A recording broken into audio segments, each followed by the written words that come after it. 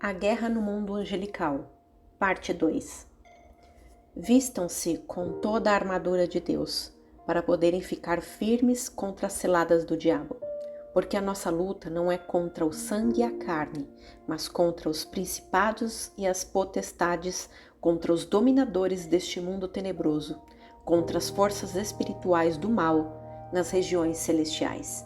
Efésios 6, de 11 a 12. Nele foram criadas todas as coisas, nos céus e sobre a terra, as visíveis e as invisíveis, sejam tronos, sejam soberanias, quer principados, quer potestades, tudo foi criado por meio dele e para ele. Colossenses 1,16. Primeiro, hierarquia dos anjos rebelados. Para poder comandar de forma efetiva todos os anjos que, sob sua influência, se rebelaram contra Deus, Satanás procurou copiar a estrutura hierárquica existente no céu.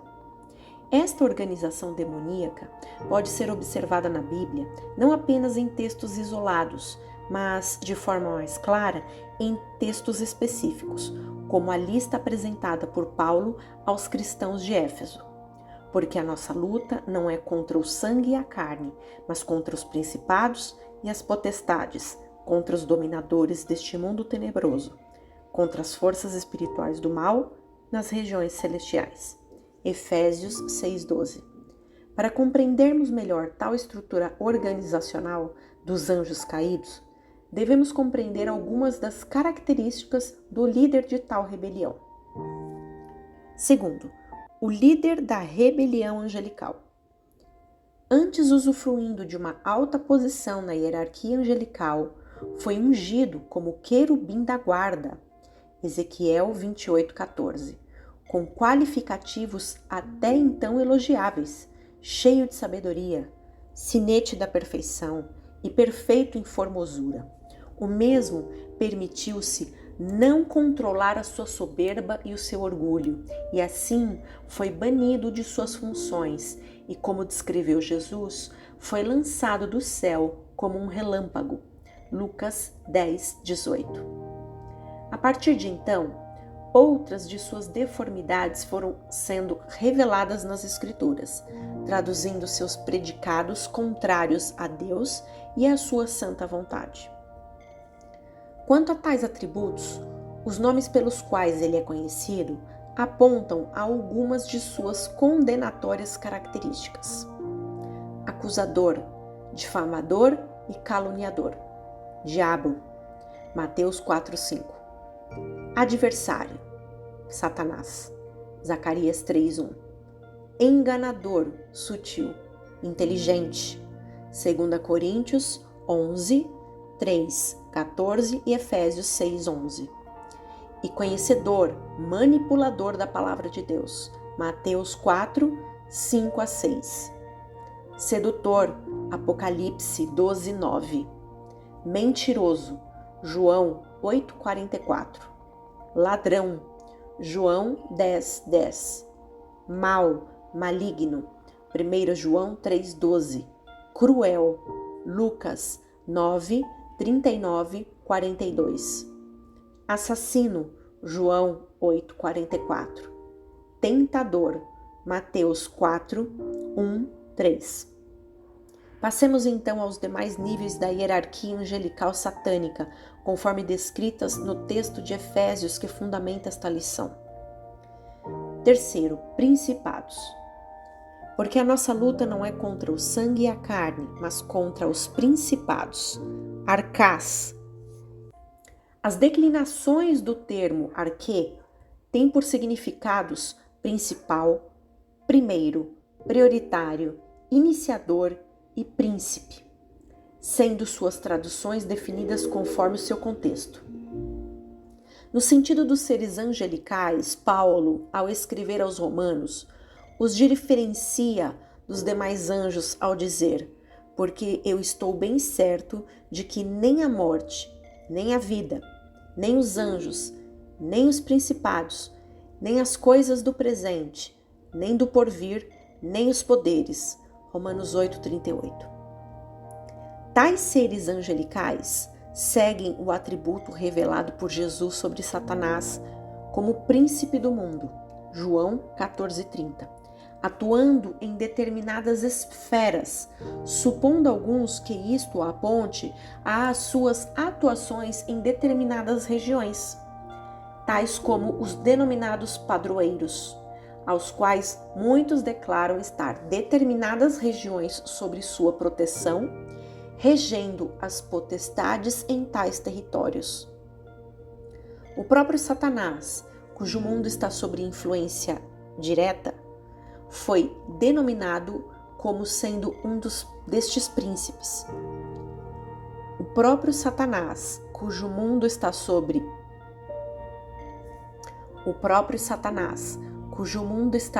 influência direta, foi denominado como sendo destes príncipes em 2 ocasiões. Já não falarei muito com vocês, porque aí vem o príncipe do mundo, e ele não tem poder sobre mim. João 14,30. E o príncipe da potestade do ar. Efésios 2,2.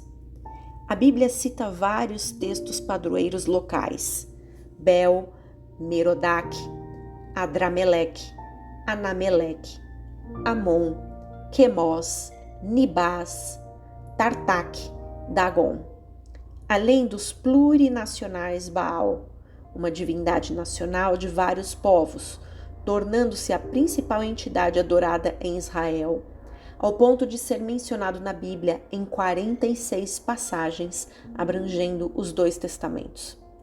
E a Rainha Mãe, oficializada como padroeira de 25 países, além de 21 das 27 unidades federativas do Brasil e de inúmeras cidades ao redor do globo.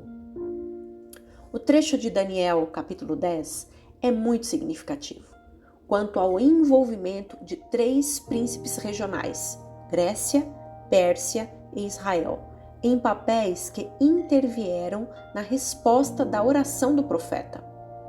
Não tenha medo, Daniel, porque as suas palavras foram ouvidas desde o primeiro dia em que você dispôs o coração a compreender e a se humilhar na presença do seu Deus.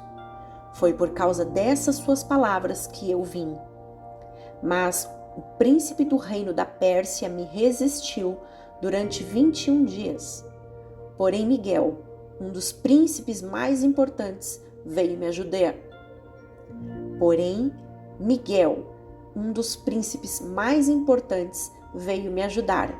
E eu fiquei ali com os reis da Pérsia.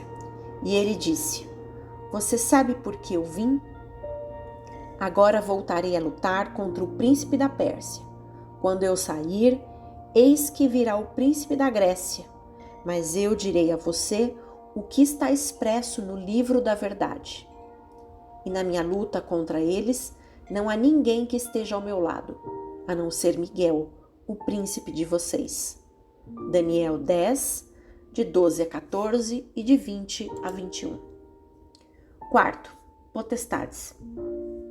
Nele foram criadas todas as coisas, nos céus e sobre a terra, as visíveis e as invisíveis, sejam tronos, sejam soberanias, quer principados, quer potestades.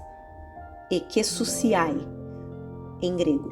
Tudo foi criado por meio dele e para ele, despojando os principados e as potestades, ekesousias. Publicamente os expôs ao desprezo, triunfando sobre eles na cruz. Colossenses 1,16, 2,15. Considerando que 2 dos principais significados do termo potestade do grego ekesousia são autoridade e jurisdição, termo oriundo de ekesetim, que significa permissão e privilégio, e considerando que a preposição ex denota o termo eka, de dentro para fora, o que aponta para uma ação permitida de dentro para fora. Alguns supõem que se tratam de seres demoníacos que atuam em determinados locais restritos dentro de uma região. A Bíblia menciona alguns locais como diferenciados, separados dos demais por uma influência espiritual mais intensa, dedicada.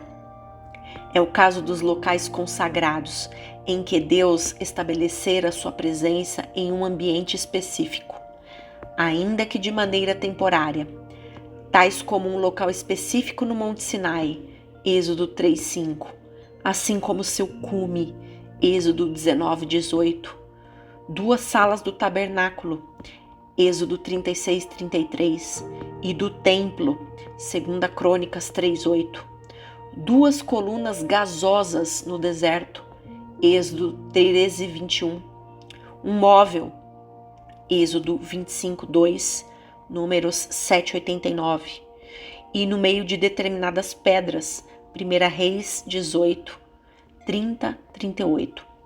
Obviamente, a presença de Deus não se limita a espaços físicos, mas naqueles locais se manifestava de maneira especial.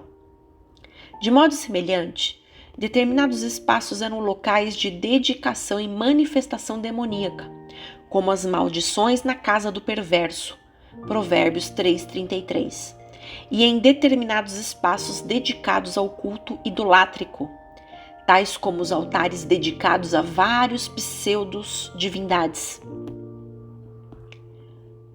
De modo semelhante, determinados espaços eram locais de dedicação e manifestação demoníaca, como as maldições na casa do perverso, Provérbios 3:33, e em determinados espaços dedicados ao culto idolátrico, tais como os altares dedicados a várias pseudodivindades, assim como a associação de certos locais a tais cultos.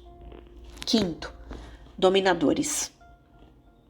Porque a nossa luta não é contra o sangue e a carne, mas contra os principados e as potestades, contra os dominadores deste mundo tenebroso, contra as forças espirituais do mal nas regiões celestiais.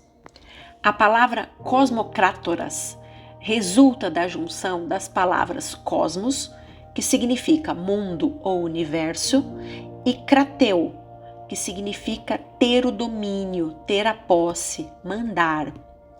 Quanto à palavra traduzida como tenebroso, o termo registrado, escotos, que significa escuridão, vocábulo oriundo do termo esquiá, que significa sombra.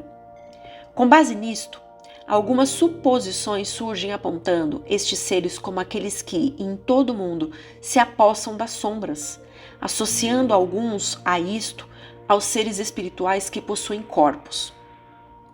A possessão de corpos é, no caso dos salvos, vital quando há a exclusiva presença do Espírito Santo, selo de nossa redenção, penhor de nossa herança eterna, Efésios 1:13. Mesmo na época da antiga aliança, tal possessão redundava em benefícios para aqueles que recebiam do Espírito Divino. Josué, Otoniel, Gideão, Sansão, etc.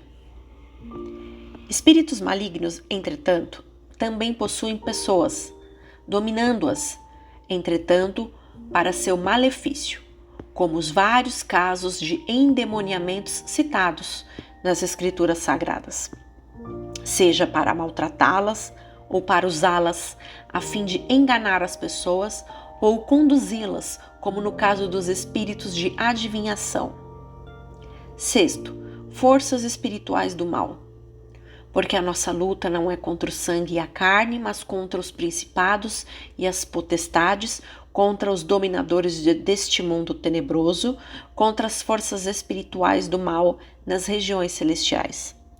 O termo traduzido como forças espirituais do mal, no grego, aparece redigido como os espíritos de maldade, malícia, depravação, não havendo menção da palavra força, ainda que todo o seu contexto permita que a mesma se aplique com esmero.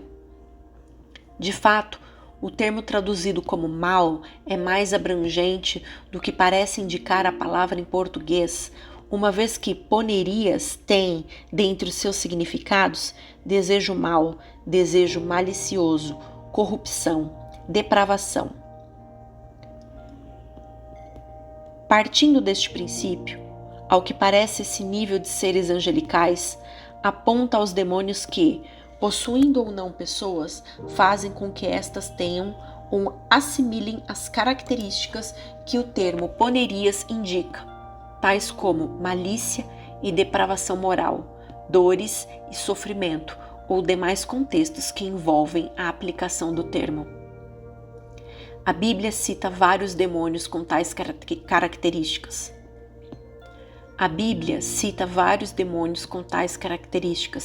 Tais como os imorais Baal-Peor, Baal-Berit, Astarote, Vênus, Afrodite e seu culto sensual, ambiente tão combatido pelos autores sagrados.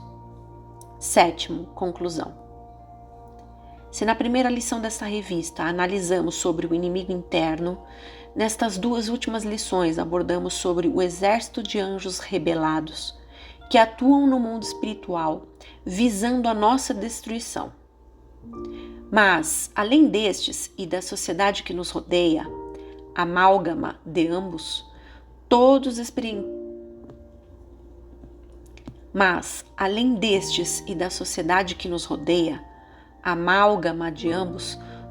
experimentamos dias maus, que sobrevêm sobre incrédulos e crentes, ímpios e piedosos, perdidos e salvos. Antes, portanto, de tratarmos das peças da armadura espiritual que devemos portar para as batalhas diárias da guerra na qual estamos inseridos, vamos analisar na próxima lição sobre como devemos nos portar em tais dias difíceis, quando muitos sucumbem espiritualmente, enquanto outros se fortalecem ainda mais. Deus te abençoe rica e abundantemente.